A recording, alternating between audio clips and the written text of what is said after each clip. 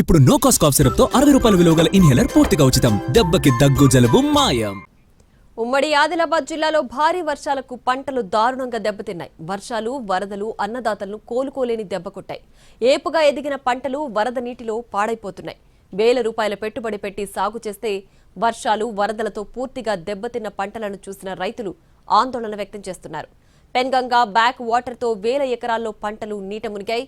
ఆదిలాబాద్ జిల్లాలో పత్తి, సోయా, కంది పంటకు అపార నష్టం జరిగింది.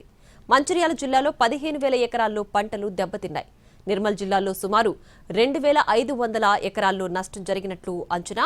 కొన్ని చోట్ల పంటల్లోనే ఇసుక మేటలు వేసింది. చాలా చోట్ల మడుల్లో నీరు ఇంకా నిలిచి ఉంది. దెబ్బతిన్న పంటలను పరిశీలించారు జిల్లా ఇన్ఛార్జి మంత్రి జూపల్లి కృష్ణారావు. పంట నష్టం వివరాలు సేకరించాలని ఆదేశించారు.